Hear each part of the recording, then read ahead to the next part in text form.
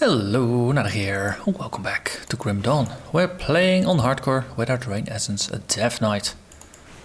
And today we're gonna walk through the Darkvale gates on our way to the snow. And then play in snow. And kill some bosses along the way. That's of course how it goes. There's a little secret town here with a treasure chest.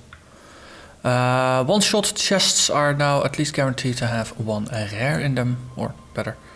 That's also a small change in the 105 patch that I forgot to mention last time. So overall 105 was nice. What wasn't so nice is the items we got last time. None of them were upgrades for existing items. Though we're level 38 now, getting very close to level 40. So I grabbed this Death Ward amulet from my stash. I had found it on a previous character. And just put it aside. Already put a focusing prism in, so we can just drop in, replace the one we have right now. Gonna lose the vitality damage bonus, but we're gonna gain health and some resist. But also we're gonna get +1 to all skills in Necromancer, as well as a Defy Death proc. Instant heal when we drop below 25% health. Well, that is pretty nice. It's not yet another thing that is gonna help keep us alive on this perilous hardcore journey. And the needy death procs, they are pretty neat. No, there's a pretty long cooldown on these things. Usually 90-second recharge, so it's only gonna kick in once every 1.5 minutes, but hopefully you won't need it that often. 25% health right now would be if you drop below 1500 health. So it's slowly, no, if your health increases, then of course items like that are gonna become a little, I don't know, it seems like they're kicking in at health levels that are not entirely scary. Because there was another one that kicked in at 20%, which, the Alchemist belt, yes, with the homebrewed potion. That was, yeah, a little low. Though, in our case, it would be at 1200 health. Wait. Ah, we need to cross the bridge.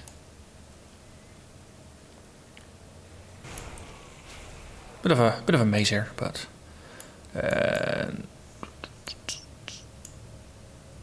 hey, wait, is this a passable terrain? No, it is not. Okay. A little lost here. I think usually I take a different route, or maybe usually roads are not blocked. But eventually we will get to the exit, because there's an exit there. So I'm just confusing myself. Would not be the first time. Will definitely not be the last time either.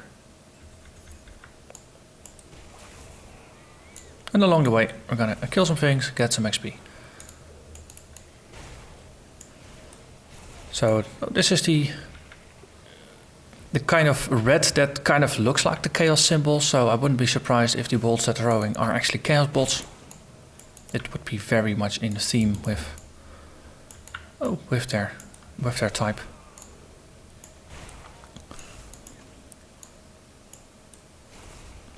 But yeah, the red is a very commonly used color in this game for damage types, and it is totally confusing. Really, depending on context, you have to make out what kind of red actually is what, or if it's maybe like a little shade of purple or something along those lines. Because this is a different kind of red, and I think it's bleeding because I see skulls. That's chaos bolts. Actually, it's mixed chaos and bleeding bolts. Some of them are the one, some of them are the other. Oh, hello there. Another one-shot chest. With a lot of good stuff. I like it when good stuff drops. That one got blitzed to bits.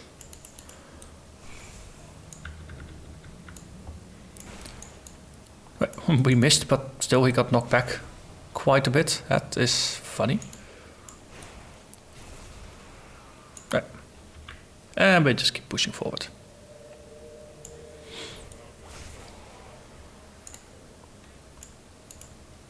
And every once in a while, of course, we get a random overguard to trigger, increasing our damage absorption, increasing health regen, damage blocked, stun immunity for free. It's all good stuff. So I think with pushing the health bar rather aggressively. So I think in terms of stunning we're doing pretty good. And we got hexed. What is it? Saps all your defenses.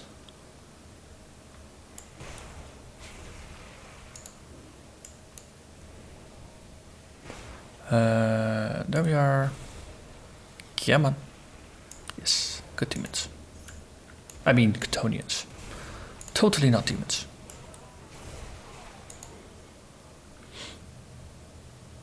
Let's see, that's a broken bridge. This is the way forward.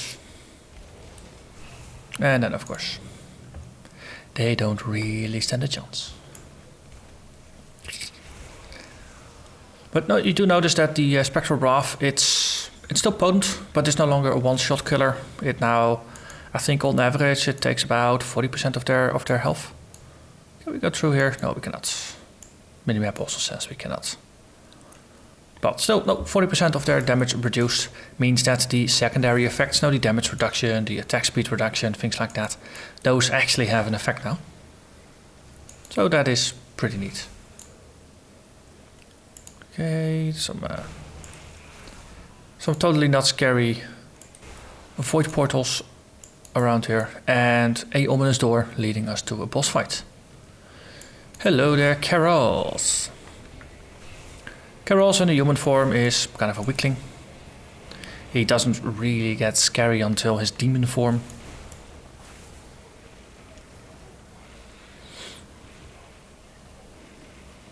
And hello there, demon form.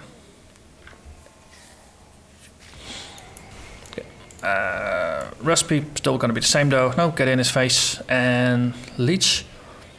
Reason I'm getting in his face is so I can apply the blood siphon. Okay, I don't think I like that thing underneath my feet very much though. I mean, blood siphon, it's a debuff. It's just a one pointer, so the range is really tiny. Eventually, of course, it's gonna be pretty big. It's gonna be enough that we can use it from medium range rather than very, very, very short range. Until that time, well, I'm just gonna consider myself to be a melee fighter. Well, with the heavy armor and the shields and things like that, we are most definitely resembling one. Was this the one where there was a treasure chest room here? Yes, exactly. Easy to miss. But look at that, a ornate strongbox. With 2 whole shards. Oh, a corpse. Yeah, see. Corpse contains just as much loot as the treasure chest does. And that concludes the Oakvale Gate for us. So next destination, the snow.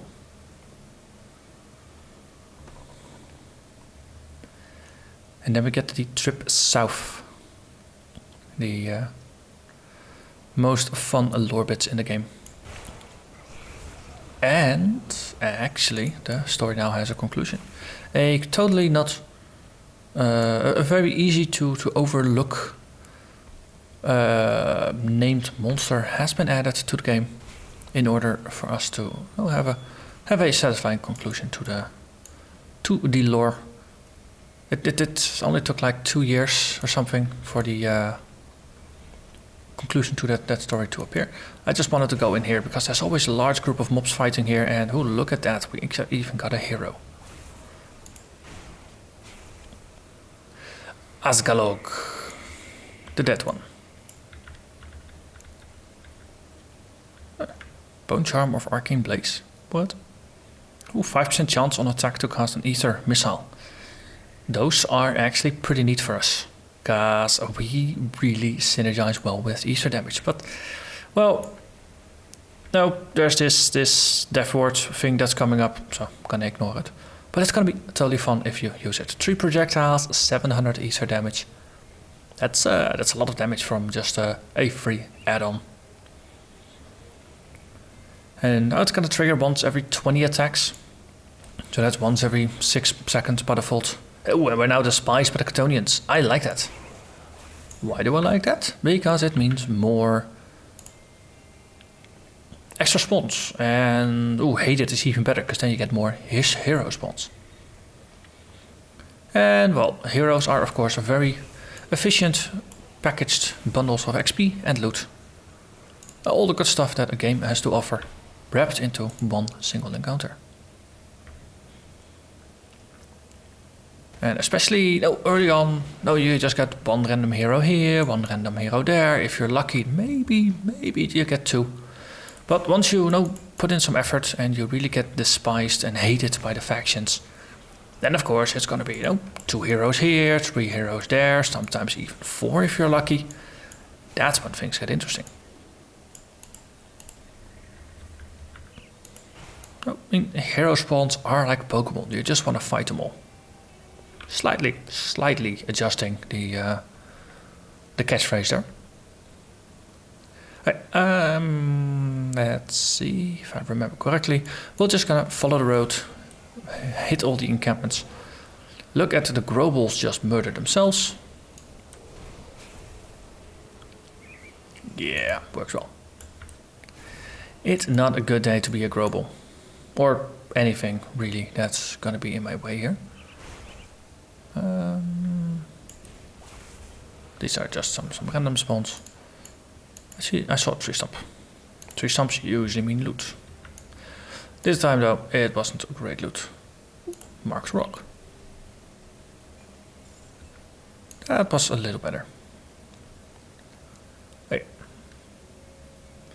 Ah yes, of course, because we go then and then it's in the corner here to the right, to the top right. Beasties, come on. No sleeping. There you are. It's also kind of interesting. No, we're the hero of the story. But if you look at our behavior, we could also be called the villain. Because we're just out and about and we just kill everything that is not explicitly a friend. That's not heroic behavior, really. I mean, just the Yetis, have they done anything wrong to me, really? I mean, I'm the one that's coming in here, going into their camps, going through their territory. It's just, well, we're not very nice. Let's put it that way. You know what? For the first time through, I'm actually just gonna do a reading of the Trip South lore bits. After I've grabbed part 2 as well, I'm just gonna read part 1 and part 2 back to back, and then we're gonna head over to part 3 because I think you don't get the lore for 3 until after you get the encounter. So, putting it into context for those who haven't read the lore, or it's been a long time since you read the lore. It's probably going to be the only lore bit I actually read this playthrough. But it's my favorite. Even after all this time, it is still my favorite.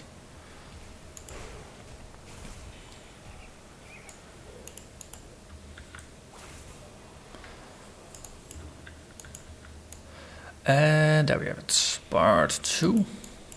The Trip South. Nice thing about this build though, if we're in the middle of reading some lore, even if stuff pops in, we can survive it.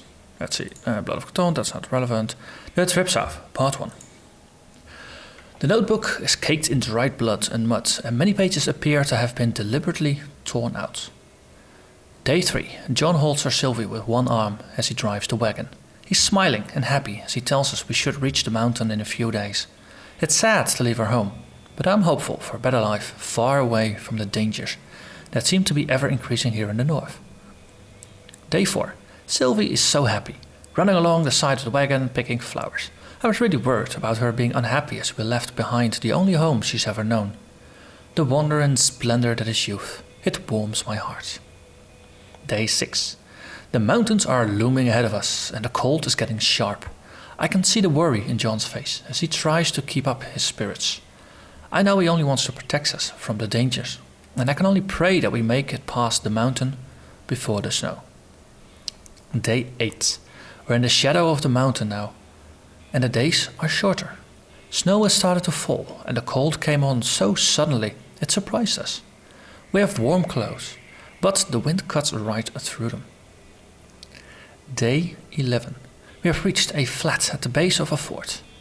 There are a few other travelers here who have told us of the way through the Dark Vale, that it's blocked.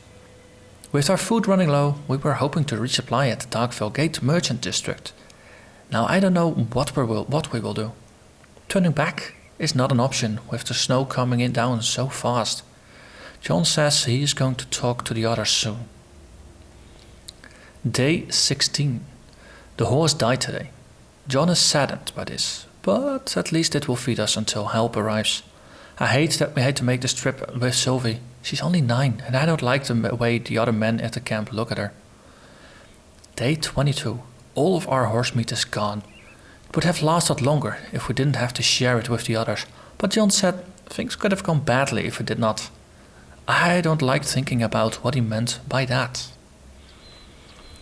So, part 1. Things are getting grim. Part 2. Day 28. So this is about 6 days after the previous one. Gods protect us. We have been starving. I spent the morning searching the woods for nuts and bugs to eat. I can't believe that it doesn't shame me to say that I've been eating bugs when I can find them. When I got back to the camp, I found that John had killed a man that attacked our daughter. Day 29. John has brought Sylvie and me a small portion of meat. I don't ask where he got it. Day 30. The other men asked what happened to their friend. John told them that he tried to hurt a little girl and offered them some freshly cut meat. They took it without another word and left us alone. Does friendship mean so little in these times? Day 36. John offered Sylvie to one of the men in the camp. When the man came into the tent to make his advance, John killed him in front of Sylvie and me. I'm so hungry, I don't even care. Day... question marks. It's so hard to write. Numb fingers and the cold dulls my thoughts. The dark of the mountain makes it easy to lose track of the days. Another day. Another man has been lured to our tent. An exchange of food for the promise of warmth. They must know that it is a trap. Maybe they are ready to die. They lie to themselves even as they walk into the butcher's blade. Another day. Our next visitor was wise to the attack. John killed him, but not without suffering a terrible wound. He's not sure he will survive the night. I find that I don't care as much as I should. All I see is a potential meal. Gods, what is happening to me? Another day. John lasted longer than we've expected, draining our dwindling food supplies. I took care of it. Now we have food for a long while. So, John is dead. The writer is still alive. And poor Sylvie, also still alive. Time to look for part 3 of the trip south.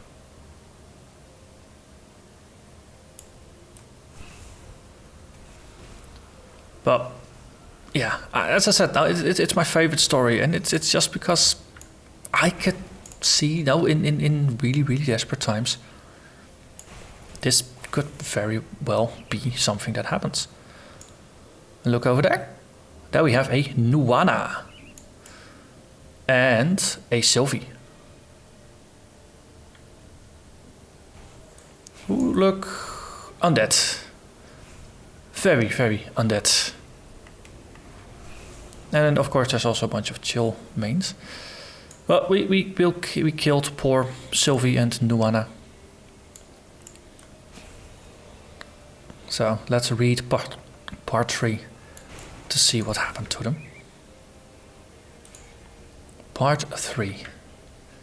Another day. Sylvie has become angry, spiteful, malevolent.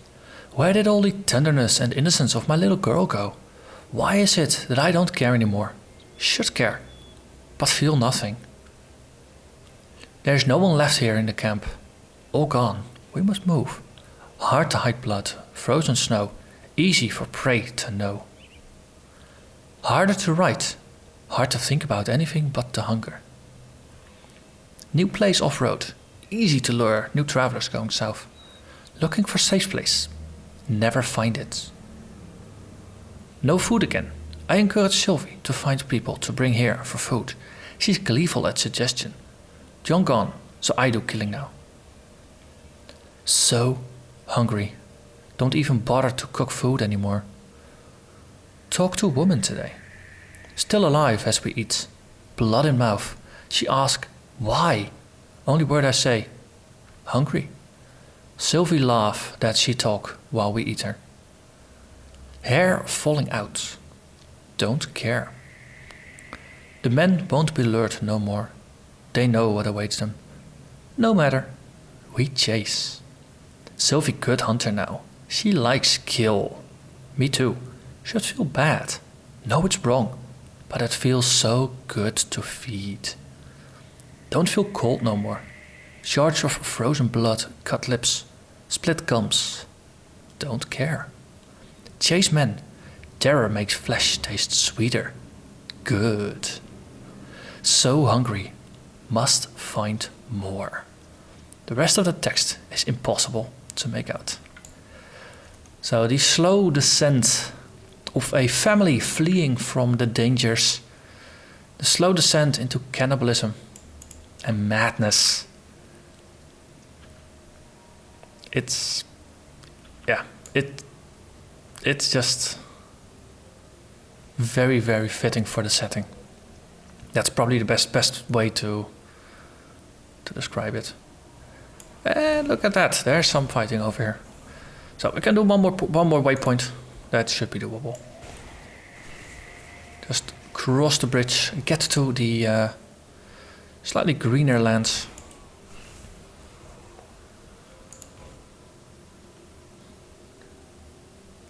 There we are. So look at that. There's some non-snow yetis. And there ought to be a devotion shrine down there as well. Just slightly ahead of the next waypoint, which is usually useful to tag. And of course, there's going to be the waypoint that is locked by the rover reputation quest. Can't do that one quite yet. But no, sometimes you can do it on normal. If you're lucky enough that you're killing enough of the required hostile faction, and I think for the rovers it was undead. So if you kill another 3700 undead, you're gonna get access to the quest that unlocks the next shrine. So no, clear them black sepulchres. But undead, they pop up in different places, so that's good. Also, I completely overlooked, but we gained a level. So might as well just max this one out, then we have some more points to pick up a next level.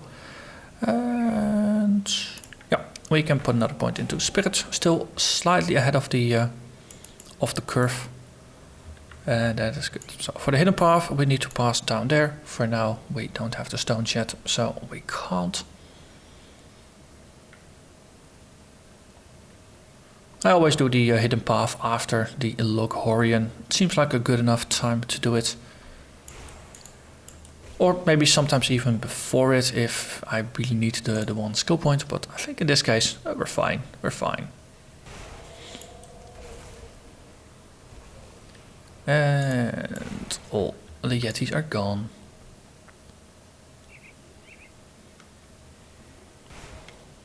Blitz, it is just a very nice time saver. Hello there. I'll take that ancient armor plate if you don't mind. Not that I'm gonna use it, mind you. But it's nice to have. Ooh, double hero spawns. See, that's nice. These enemies, they can hurt. They can hurt. But they don't hurt enough.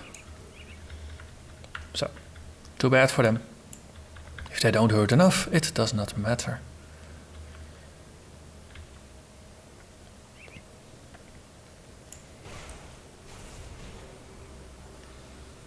Okay. So now we're gonna get to the Rover Shrine. Oh, just nice to tag it, and then from there move our way to the next one. You can just take the inner bend of the road to the left, so to say. It saves you a little bit of extra walking. On the other hand, now it is fun to kill the cultists here. And this one is sealed by chthonic energies. The Shrine of Muk Drogon. So we will be back there. Okay, there's gonna be there is gonna be a purple Yeti somewhere. Sometimes I run into him, sometimes I manage to not run into him. Not entirely sure which one of the two it's gonna be this time. I think we just missed him. Okay, the ruins of Korvac, Tomb of Korvac are down there. And then there is a waypoint here. Oh, hello there, Fleshhawk. And a bunch of extra add-ons. Is that a... yeah, see, Eva Crystal. Crystals are good for you. They help with crafting. And there's a waypoint. And as I said, there is a devotion shrine we can tag just to the left of here, so we might as well. Because then next episode though, we can just march forward and head over to the Tomb of the Archon and Fort Icon.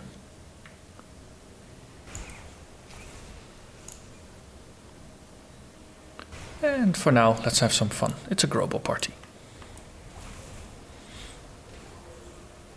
There's a witch doctor. Let's actually just leech the life out of you, and after that it doesn't really matter. Oh, I got zapped by lightning. Nice. If you get enough of the Yetis together they can do enough damage. Actually did pop my manual overguard there. Together with the automatically triggered one, that should be good. Oh, a cracked lodestone. I always run short on those. So let's quickly craft one. And then trigger the waypoint. Or trigger the devotion shrine. And that's gonna get us yet another point into the jackal. Cracked lodestone. Where are you? There you are. Yeah, just craft a bunch of them. Might as well just stash them. Did it go into the... no. Where did it go? There did it go. Yes, cool. Oh, you wanted to have a chat. Oh, of course, we completed a quest and we got Seal of Blazing Inferno. Fire damage, burn damage, offensive ability, burn retaliation. Thank you, but it is not quite useful. Okay, speak with the Inquisitor. I find the notes on Kuros. I'll see what I can do. I'll just get a bunch of experience and I'll see you again in Fort Icon, which is where we will be next episode. It always feels really smooth, this last bit. Very efficient.